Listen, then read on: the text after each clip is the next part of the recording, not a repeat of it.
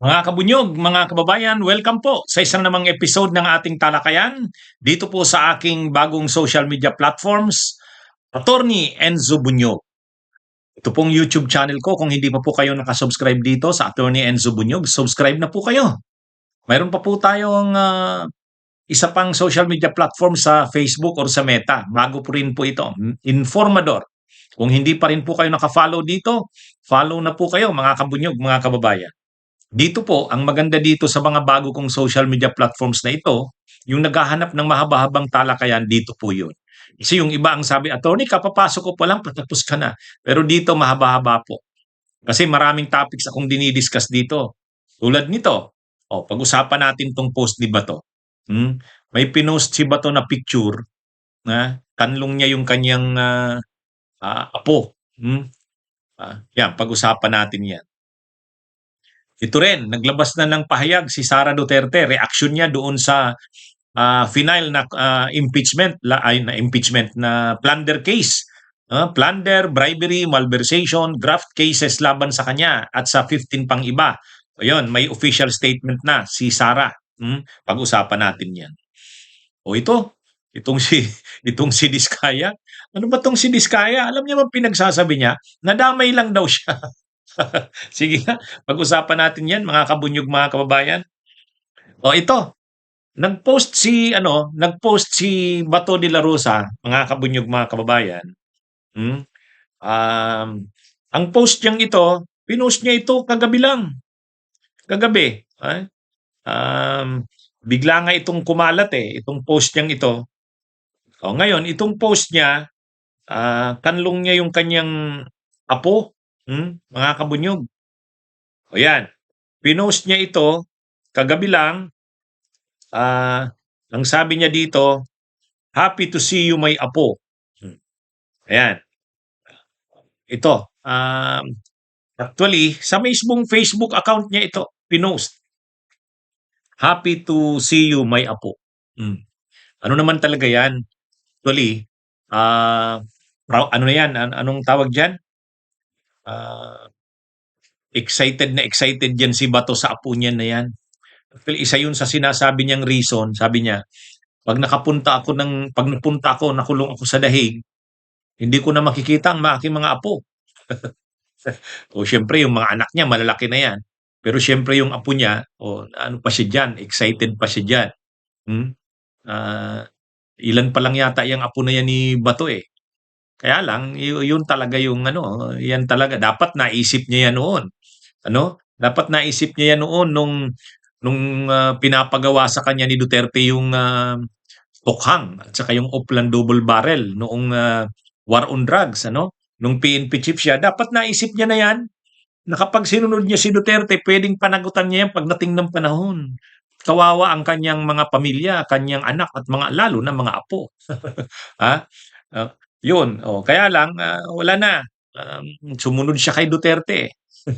May maganda namang nagawa sa kanya si Duterte. Ginawa siyang PNP chief, ginawa siyang senador, naging siyang senador.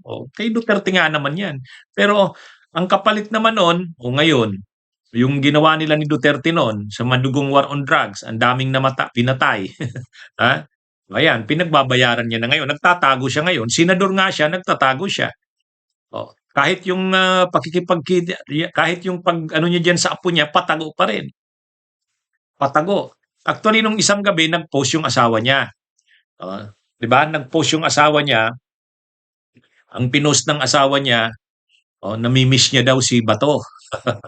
Ngayon naman, si Bato naman, na-miss niya naman yung apo. Pinost niya naman. Pero yung kasing last na picture na pinost tungkol kay Bato, yung pinost ng asawa niya, nakatalikod silang dalawa. Silang mag-asawa. Ito, nakaharap na si Bato. Kaya lang, hindi malinaw. Kailan ba yan? Matagal ng picture o bago lang? Ngayon, nang pinost yan, nakakuha ng atensyon yan. Kasi syempre, si Bato mismo ang nag-post sa kanyang account. Hindi tulad nung dati na ang nag-post yung asawa niya. Nancy ba yung pangalan ng asawa niya? Nancy De La Rosa? Yung dati, yung nag-post yung asawa niya. Pero ngayon, si Bato na sa Facebook account niya. Ngayon, pinag-usapan yan. May column nga sa isang dyaryo ang sabi, ano ba ito? Magpapakita na si Bato? O, kasi pinost niya yan kagabi. Ay ngayong araw, unang unang hearing ng ano, unang session ng ano, nung BICAM. Yung BICAM, ngayon ang unang session, yung Bicameral Conference Committee.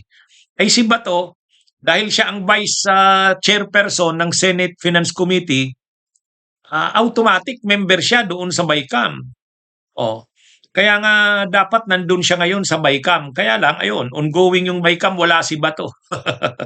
Wala si Bato sa BICAM. Kaya itong si Bato, grabe na ang kapabayaan nito sa trabaho niya sa Senado. Lampas ng isang buwan. O lampas ng isang buwan kasi November 11 yung pagbabalik nila matapos yung undas. O ngayon, anong pitsa na? Lampas na isang buwan. Tapos ito, nung nakasalang yung budget ng AFP at saka yung mga attached agencies ng AFP, siya ang sponsor, siya ang author nun. Siya ang dapat ang magi-sponsor nun. Hindi niya rin na-depensa yon. Ngayon na naman, BICAM yan. Napaka-importante yan. Kasama siya doon. Dapat, actually, nakalista pa siya. Dahil, ano nga siya automatic pag vice chairperson ka ng Senate Finance Committee, kasama ka sa BICAM panel ng ano, yung delegation ng Senate sa Bicameral Conference Committee. Pero wala, hindi nagpakita si Bato. Ang akala nga, magpapakita dahil kagabi nga, pinost niya yung ano na yan, yung picture niya at ng kanyang apo. O di parang, ano to? Parang paano na ba ito? Paunang paunang pabatid sa publiko ni Bato na handa na siyang ah, magpakita kasi pinakita niya na ano niya, yung picture ng kanyang apo. Di maraming nagsasabi, mukhang a-attend na si Bato sa BICAM. Eh wala pa rin eh. Wala pa rin ngayong araw, wala pa ring Batong nakita doon ah, sa session ng BICAM. Napaka-importante 'yun. Dapat inaasistihan niya si ano, tinutulungan niya si Senate Finance Committee Chairperson Win Gatchalian. Kasi sila dapat ang magkatandem diyan. Eh problema wala eh, walang Bato de la Rosa. Kaya actually sa part ng Senado, dapat na nilang ano 'yan, pag-isipan din 'yan na ah, paano niyan, anong gagawin nila kay Bato? Okay lang ba 'yang ganyan? Okay lang ba 'yang ganyan? Hindi hindi okay ang ganyan na ah, dumadaan ang mga araw, wala namang reason. Ang malala pa kasi kay Bato, wala pa namang warrant of arrest. Wala pa namang warrant of arrest. Ay noon, si Lacson, nung nagtago siya noon dahil sa mga ginawang kaso sa kanya nila Arroyo, lalo na ng first gentleman noon na si Mike Arroyo, siyempre ayaw ni Lacson paaresto. O yun, nagtago rin noon si Lacson. Pero yun, nagtago siya nung may lumabas ng arrest warrant. Ito wala pang arrest warrant, nagtatago na si Bato. Kaya natatawa yata si Solicitor General Berberabe. Sabi ni Solicitor General Berberabe, wala pa naman. Wala pa naman. O nga naman, bakit nagtatago na? O kaya nga dati, yun din ang reaksyon ni dating Senador Sani Trillanes. Eh, bakit siya nagtatago? Wala pa namang warrant of arrest. O, kaya ano ito, nakakaano itong ginagawa ni Bato de la Rosa eh. Akala mo ang tapang-tapang. Eh, ito ngayon, pagdating dito ngayon, wala pang ang warrant of arrest. Bali-balita pa lang, nagtatago na. Ay papaano kung 5 buwan bago lumabas yung warrant of arrest? Di 5 buwan din pala siyang hindi magpapakita. Ha? Oo. Yung tapang ni Bato, kala mo ang tapang-tapang, hinamon pa si Trillanes, wala naman pala. Tapos ngayon, akala mo magpapakita na dahil nag-post na nga nung ano niya, na happy to see you, may apo. Sabi ng politiko, sa politiko yata yon, sabi, ay bilyonaryo news channel. Sabi, ano ba ito, magpapakita na ba si Bato? Eh, pero wala pa rin. Wala pa rin, takot pa rin si Bato. Anyway, ito mga kabunyo. Tungkol dito sa sa plunder case. At saka, hindi lang kasi plunder ang kinaso malversation, graft, bribery, betrayal of public trust, yun. Iba-ibang mga kaso ang finay laban kay Sara Duterte. At saka yung 15 pang iba, 50 na iba pa, yung mga officials ng OVP at saka yung mga officials dati ni Sara sa DepEd, yun, mga nakasuhan sila. O ngayon, may pahayag na si Sara Duterte. Binasa ko yung pahayag niya, kaya lang wala namang wag na natin basahin. Wag na natin basahin. Oh. Pero ang pinakalaman lang ng reaksyon ni Sara Duterte, sabi niya, noon daw, nakaraang taon, ayan, nagkaroon daw ng mga investigasyon ang Kamara, pero ang ginawa daw noon, kaya lang daw kunwari nag-imbestiga para daw maghanap ng mga ebidensya. Ito yung pagkakasabi ni Sara. Last year, yung House Committee on Good Government and Public Accountability ay nag-launch ng investigasyon, pero yun daw ay fishing expedition. Hanapan daw siya ng mga ebidensya para nga sa impeachment. Pagkatapos daw noon, ano naman, lumabas na binayaran, na yung mga yung mga pumirma sa impeachment ay ikinabit yun sa budget. Kumbaga lumabas yung na bibigyan ka ng mataas na budget kung pipirma ka sa impeachment. Yun ang sinasabi ni Sara. Ngayon naman daw, mayroon na naman daw another fishing expedition para gamitin na naman daw laban sa kanya. Fishing expedition. Pag sinabi niya kasi niyang fishing expedition, wala pang mga ebidensya, naghahanap pa lang. yan yung akusasyon ni Sara Duterte. Parang yung mga investigasyon na yan, wala pang mga ebidensya, kaya lang mag-iimbestiga para mayroong magamit na sa kanya, mga ebidensya. Pero ang totoo, wala pa namang ebidensya. Kaya ang tawag nga fishing expedition. Pero ang totoo, marami ng ebidensya sa kanya. Imagine niyo yung ganun kapal na mga dokumento. Pagka wala kang ebidensya, di wala kang mailalagay doon, wala kang mai-attach na mga annexes. Ayun, kitang-kita mo naman. Ilang tambak ba ng yun? Ilang tambak ba ng dokumento yung nakasalansa na yun? Ibig sabihin, kung ebidensya ba ang hinahanap niya, ay tambak na ng ebidensya. Kaya hindi totoo yung sinasabi ni Sara na nagpi-fishing expedition pa lang.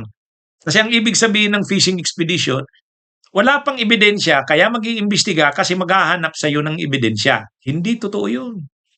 Grabe na ang ebidensya sa kanya. Grabe na ang ebidensya sa kanya.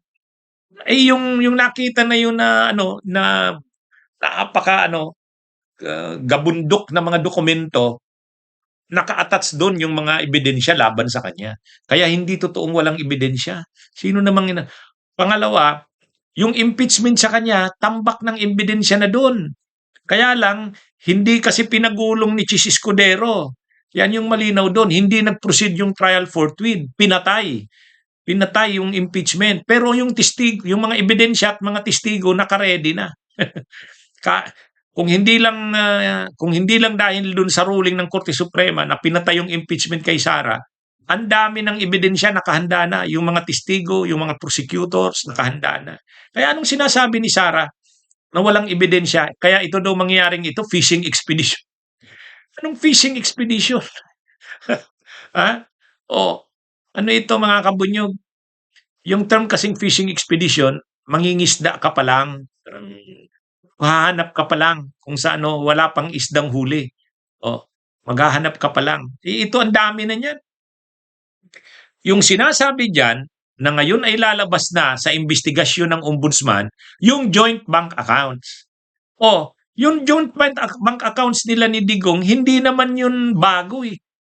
Dati na yun, alam na yun. Kaya lang, hindi nga na ipipresent. Kasi wala namang nangyayaring trial. At unang-una, kung nag-proceed yung trial ng impeachment, isusubpina yung joint bank accounts na yan. Ang problema, hindi nga nag-proceed yung impeachment eh. So, pero ngayon, dahil nasa ombudsman na yan, pwede nang isubpina ng ombudsman yan. Kaya ibig sabihin, yung sinasabi na yan na mag-iimbestiga ang ombudsman, hindi talaga investigasyon yan, na simula pa lang, hindi.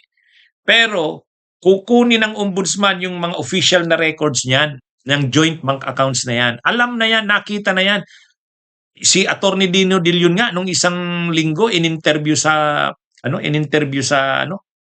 isang programa. Sabi niya nakita niya na mismo yung ano na yan yung joint bank accounts na yan. Si dating deputy ombudsman Arthur Carandang mayroon ng kopya niyan. Kaya lang hindi rin siya pinayagang i-present yan noon. Tinanggal pa siya sa pagka-deputy spokesperson. Itong mga ebidensyang ito ay nakaredy na. Hindi ito fishing expedition. Kaya mali yung sinasabi ni Sara Dutton fishing expedition. Siguro ang sinasabi niya, yung tungkol kay Madriaga. Bago nga yan. Bago yan. Pero yung sabihin ni Sara na wala pang mga ebidensya sa kanya, ang gagamitin, ang ginagawa daw ngayon ng fishing expedition, nagkakamali siya dyan. Itong sabi ni Sara, hinihikayat ko ang ating mga kababayan naging mapanuri at huwag magbasta-basta magpadala sa mga paninira. Hindi ito pagpapaninira sa kanya, pagpapanagot ito. Kasi pagpapaninira, kung ano-ano lang sinasabi mo kontra sa kanya pero wala ka namang sinasampang kaso, yun ang paninira. Parang black propaganda lang. Yun ang paninira. Ito hindi. Itong ginawang ito ng pag-file ng kaso laban sa kanya, ito'y hindi paninira. Ito'y pagpapanagot. Accountability. Ito ang problema dito sa mga Duterte. Kapag kinasuhan mo sila ng ganyan, ang tingin nila dyan, persecution, panggigipit, pang-aapi. Ang tingin nila dyan, paninira. Hindi. Accountability of public officers yan. Wala kasi silang konsepto ng ganun, ng accountability. Ang pagpapanagot ay hindi paninira. Pagpapanagot sa tingin mo na ginawang katiwalian, dapat mong panagutin.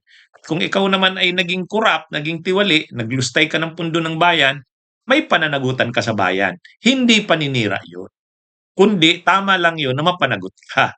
Accountability. Kaya ngayon ang biglang nag-shift si Sara doon sa niya.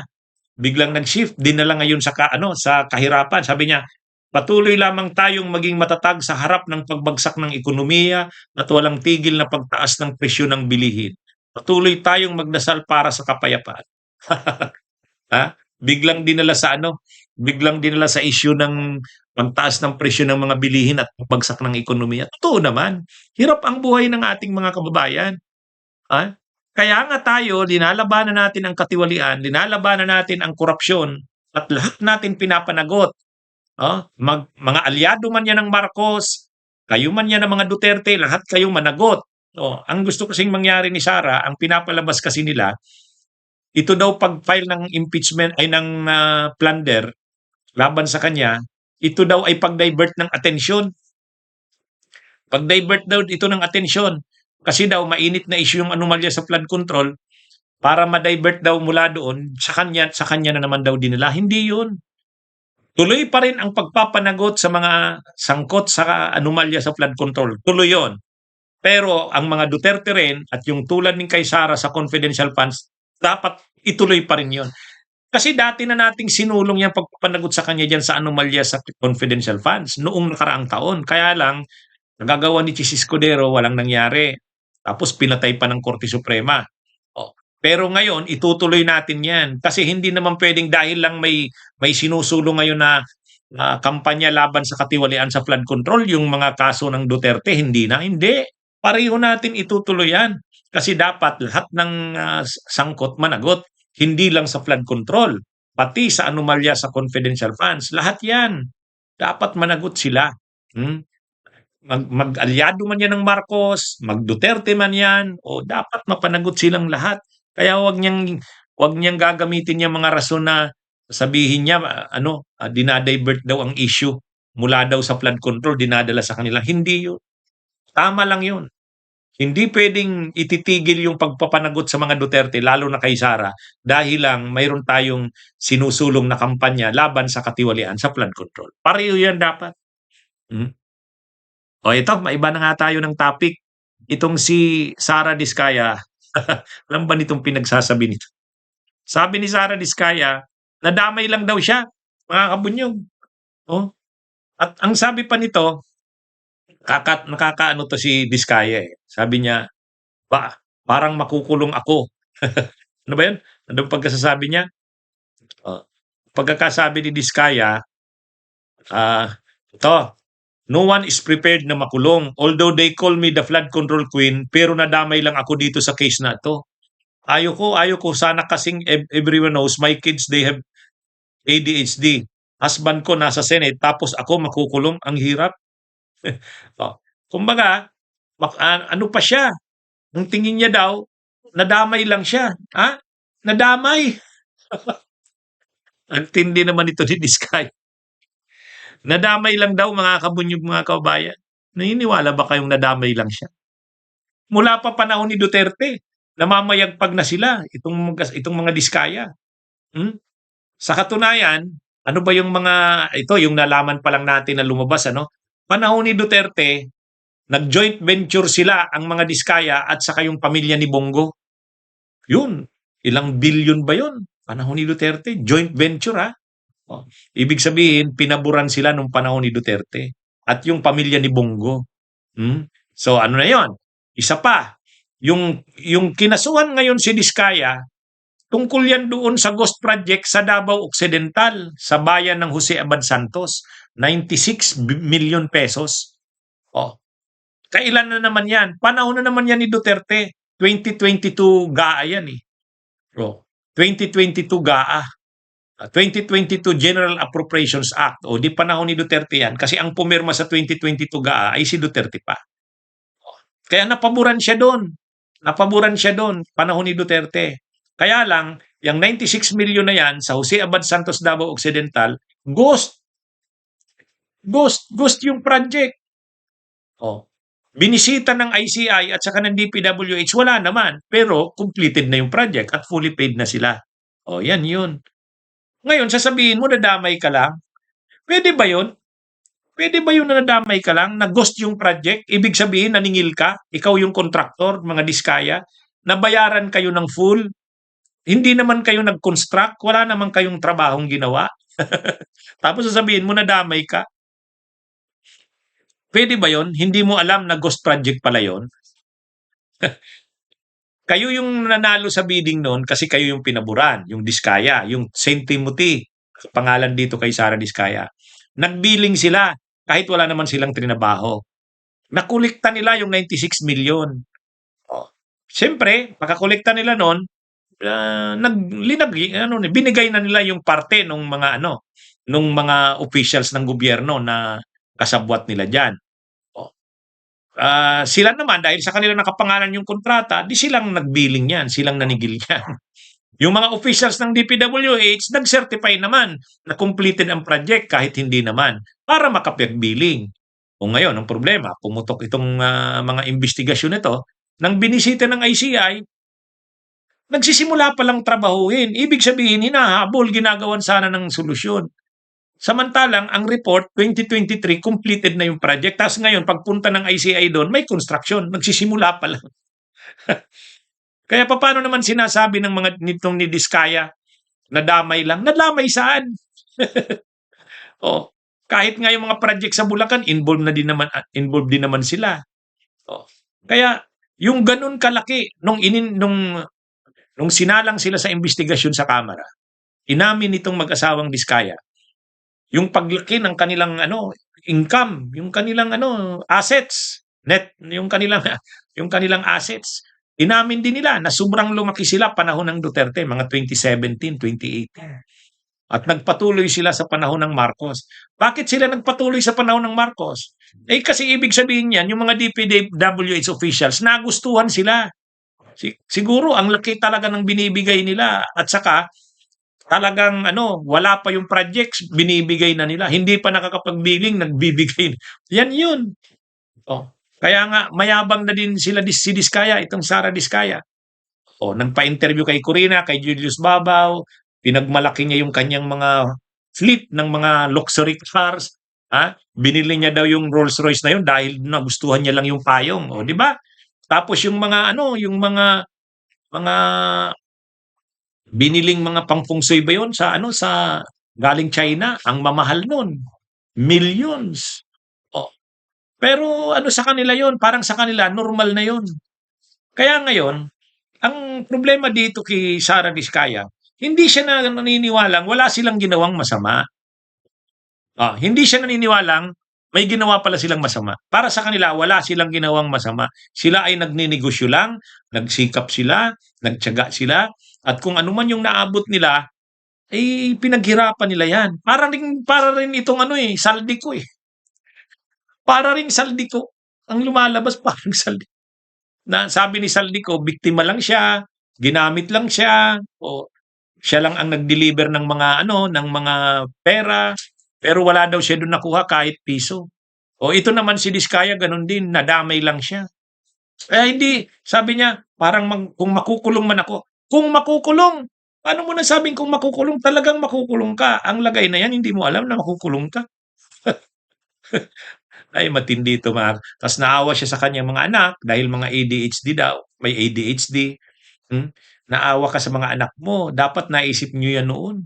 Kaya nga medyo mainit din si Vince Dizon, yung secretary ng DPWH. Sabi niya, naawa ka sa mga anak nyo. Hindi kayo naawa sa mamamayang Pilipino. Tingnan yung ginawa nyo. Ang lalaking pondo niyan. Hindi naman nagawa yung proyekto. O tingnan nyo, binabaha. O, walang nangyari sa mga proyekto ng gobyerno, kagagawan nyo. Yun, naawa kayo sa mga anak nyo.